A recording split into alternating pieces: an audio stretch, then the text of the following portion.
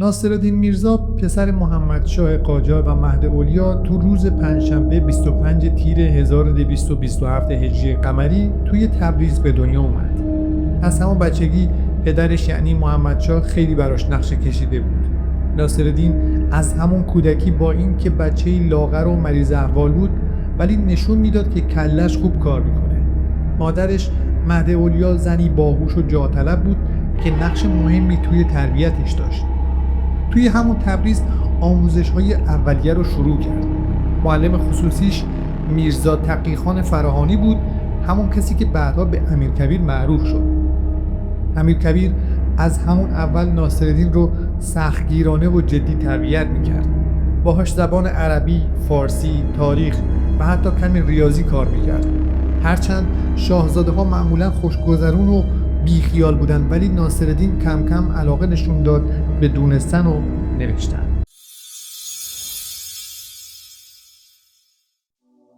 وقتی ناصرالدین حدوداً 12 ساله شد پدرش محمدشاه به خاطر مریضی شدیدش دیگه نمیتونست کشور رو خوب اداره کنه. اوضاع کشور به هم ریخته بود و دولت عملاً فلج شده بود. محمدشاه ناصرالدین رو به ولیعهدی منصوب کرد و فرستادش به تبریز تا هم دور از دربار شلوغ تهران باشه هم برای آینده آماده باشه. همون موقع‌ها امیرکبیر هم با شاهزاده رفت به تبریز و کم کم اداره ولایت آذربایجان رو به دست گرفت. این دوران یه جور مدرسه سیاست و حکومتداری برای ناصرالدین بود.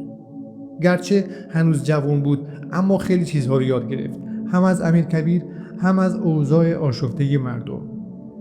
تا اینکه سال 1264 هجری قمری محمدشاه توی تهران از دنیا رفت. حالا نوبت ناصرالدین بود که بیاد تهران و بشه شاه ایران.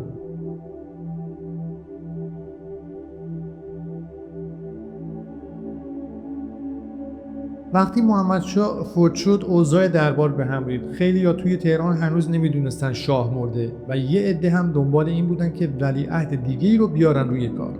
اما مهداولیا مادر ناصرالدین با زرنگی خاصی اوضاع رو کنترل کرد. نامه و قاصد فرستاد سمت تبریز که زودتر بیا تهران که تاج منتظرته. ناصرالدین میرزا اون موقع فقط 16 سال داشت. با امیرکبیر و چند نفر از نزدیکترین افرادش حرکت کرد به سمت تهران. راه سختی بود، پر از برف و سرما، اما رسید و چند روز بعد توی کاخ گلستان رسما به عنوان شاه تاجگذاری کرد.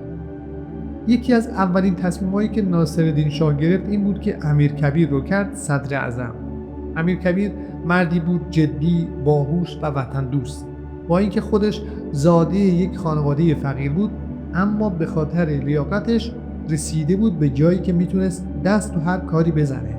از بازسازی ارتش گرفته تا سامان دادن به مالیات‌ها، از کنترل دزدی و رشوه توی دستگاه حکومتی تا بستن دست درباری‌های مفتخور. یکی از مهمترین کارهاش تأسیس دارالفنون بود، مدرسه‌ای که قرار بود جوانهای ایرانی رو توی علوم جدید مثل مهندسی، پزشکی، نقشه‌برداری و زبانهای خارجی آموزش بده. امیرکبیر با اینکه خیلی موفق بود اما دشمن هم خیلی زیاد داشت، مخصوصاً درباری‌هایی که منافعشون به خطر افتاده بود. از یه طرف مادر شاه مهداولیا ازش خوشش نمی اومد. از طرف دیگه سفارت‌های خارجی مثل روس و انگلیس هم باهاش مشکل داشتن چون جلوی دخالتشون رو میگرفت. ناصرالدین شاه که اولش خیلی به امیرکبیر اعتماد داشت کم کم تحت تاثیر این دروغ‌ها و شایعه‌ها قرار گرفت. به جایی که پشتیبان صدر اعظم باشه شروع کرد به دوری، تا اینکه بالاخره توی سال 1268 قمری امیرکبیر رو از مقام صدارت برداشت و فرستادش فین کاشان. اونجا بود که توی شب زمستونی با حکم خود شاه امیرکبیر تو حمام فین با تیغ حجامت بی صدا کشته شد. مردی که میخواست ایران رو بسازه خودش قربانی بازی قدرت شد. مرگ امیرکبیر یکی از تلخ‌ترین و مهمترین نقاط تاریخ دوران ناصرالدین شاه بود. بعد از اون ایران دیگه هیچ وقت اون شکل اصلاحگر و جدی رو به خودش نگرفت.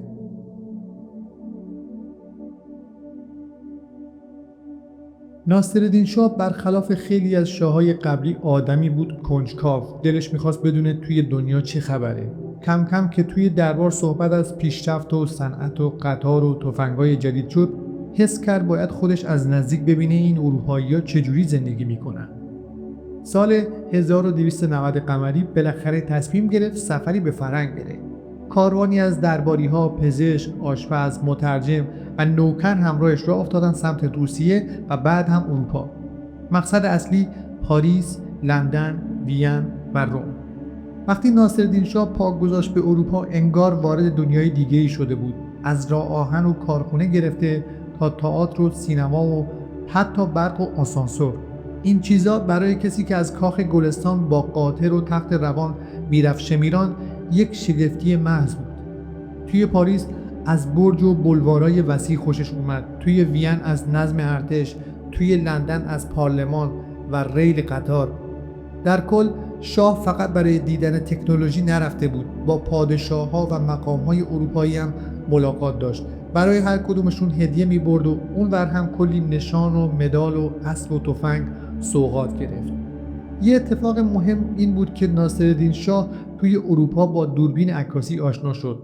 انقدر خوشش اومد که از همونجا چند تا دوربین خرید و عکاس درباری آورد.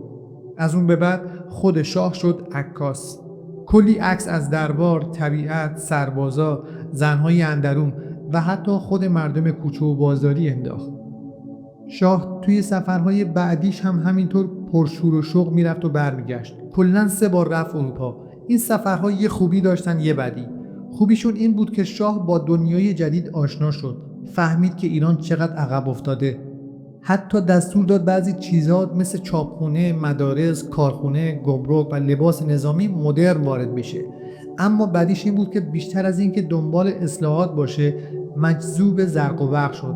دلش میخواست مثل اروپایی‌ها لباس بپوشه، تئاتر داشته باشه، باغ و عمارت بسازه، ولی نه اینکه عدالت و قانون و نظم اونا رو هم وارد کنه. در واقع ناصرالدین شاه بیشتر ظاهر مدرن رو دید، نه باطن پیشرفت. سلطنت ناصرالدین شاه یکی از طولانی ترین پادشاهی ها توی تاریخ ایرانه. حدود 50 سال، اما طولانی بودنش به معنی موفق بودنش نیست. هرچه بیشتر زمان میگذشت فساد و بی‌عدالتی بیشتر توی رگ‌های حکومت ریشه دووند. شاه بیشتر وقتش رو توی اندرون و شکار و سفر میگذشت. دلبسته حرمسرا بود، زن و بچه و خواجه و درباری دور برش حلقه زده بودن و از خزانه مملکت ارتزاق میکردن. وزیرای کاربلد یا کنار گذاشته میشدن یا دلسرد. خیلی از اونا مثل امیرکبیر یا حذف شدن یا خودشون کنار کشیدن. شاه هم بیشتر به چاپلوسا و درباری‌های منفعت طلب اعتماد داشت. نتیجه شد فساد گسترده، مالیات‌های سنگین، ظلم حکام محلی و فاصله طبقاتی شدید. تو همین دوران یک قشر جدید توی ایران کم کم داشت شکل می‌گرفت. روشنفکرا. اینا همونایی بودن که یا تحصیل کرده خارج بودن یا در مدارس جدید درس خونده بودن. حرفاشون درباره قانون، آزادی، برابری و توسعه بود. همینا بود که آروم آروم پایه‌های فکر مشروطه رو ریختن. اما اعتراض فقط تو فکر و کتاب نبود، مردم هم صداشون در اومده بود. گرونی، ظلم، رشوه‌خواری، بیقانونی و واگذاری و امتیازهای خارجی به بیگانگان صبر مردم رو لبریز کرده بود. یه نمونهش امتیاز تنباکو بود. ناصرالدین شاه در ازای پول امتیاز انحصاری فروش و صادرات تنباکو رو داد به یک تاجر انگلیسی.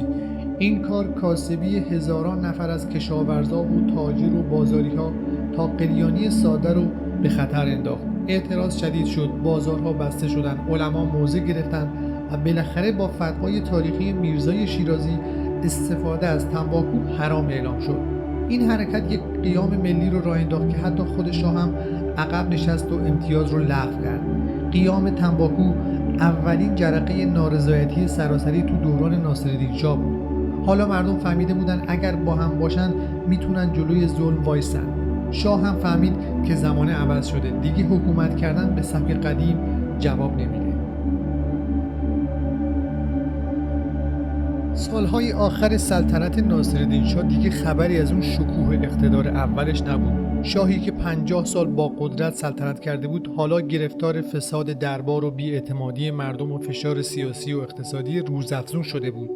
صدای نارضایتی مردم از گوشه و کنار کشور بلند بود. قراردادهای ننگینی مثل رژی، نفوذ انگلیس و روس توی امور داخلی و ولخرجی‌های بی‌پایان دربار دل خیلی‌ها رو خون کرده بود. ناصرالدین شاه با همون تجربه و سفرهایی که فرنگ کرده بود هیچ وقت نتونست بین تجدد و سلطنت سنتی یک تعادل ایجاد کنه. تو همون سالهایی که اروپا داشت قانون و صنعت رو تجربه میکرد، ایران هنوز زیر سایه استبداد و بی‌عدالتی میسوخت. مردم از گرونی، از ظلم حاکما، از بی‌عدالتی دادگاه‌ها، از رشوه و پارتی بازی، از همه چی خسته بودن. تو همین فضا بود که میرزای رضا کرمانی، یکی از شاگردای تند و تیز سید جمال الدین اسدآبادی، تصمیم گرفت کار رو تموم کنه. اون سالها سید جمال الدین با سخنرانی‌ها و نوشته‌هاش علیه استبداد و استعمار خیلی‌ها رو بیدار کرد. میرزا رضا که خودش از ظلم حکام و توهین‌هایی که دیده بود عقده به دل داشت، فکر می‌کرد تنها راه نجات مملکت حذف شاهه. 12 اردیبهشت 1275 ناصرالدین شاه طبق رسم هر سال برای زیارت به حضرت عبدالعظیم رفته بود. هوا بهاری بود، حیات حرم شلوغ بود، مردم زیادی جمع شده بودند تا شاه رو ببینن. همون موقع که شاه داشت وارد صحن میشد، میرزای رضا که از قبل کمین کرده بود نزدیکش شد. یک تپانچه از زیر عبا در آورد و از فاصله نزدیک شلیک کرد. گلوله درست به سینه شاه نشست. ناصرالدین شاه همونجا نقش زمین شد. چند ساعت با مرگ دست و پنجه نرم کرد، ولی خون زیادی ازش رفته بود. تو همون حرم چشم از دنیا بست. گفته میشد قبل از مرگش فقط یک جمله گفت: نمیخواستم بمیرم. با مرگ ناصرالدین شاه طولانی ترین سلطنت ایران تو دوران قاجار تموم شد. اما این فقط مرگ یک شاه نبود، مرگ اون نماد پایان یک دوره بود. دوره‌ای که با قدرت و هیبت شروع شده بود، اما با فساد، نارضایتی و گلوله‌ای در صحن حرم عبدالعظیم به پایان رسید. ترور شاه مثل یک زنگ بیدار باش بود. مردم، روشنفکرها، روحانی‌ها و حتی بعضی از درباری‌ها فهمیدن که دیگه نمیشه با همون روش‌های قدیم مملکت رو اداره کرد. بعد از اون زمینه‌های جنبش مشروطه کم کم شکل گرفت. صدای قانون‌خواهی بلند شد. روزنامه‌ها و روشنفکرها جسورتر شدند. ترور ناصرالدین شاه پایان یک شاه نبود، آغاز یک دوران تازه توی تاریخ ایران بود. دورانی که قرار بود پر از کشمکش باشه، ولی در نهایت بذر مشروطه رو تو دل مردم بکاره. پایان یک شاه ولی شروع یک بیداری. خیلی ممنونم که تا اینجا همراه بودید. اگر از این سفر در گذشته لذت بردید و دوست دارید بیشتر درباره تاریخ بدونید، کانال رو سابسکرایب کنید. با زدن دکمه زنگوله مطمئن بشید که هیچ داستان تاریخی رو از دست نمیدید. تا ویدیوی بعدی، تاریخ رو زنده نگه دارید. متشکرم.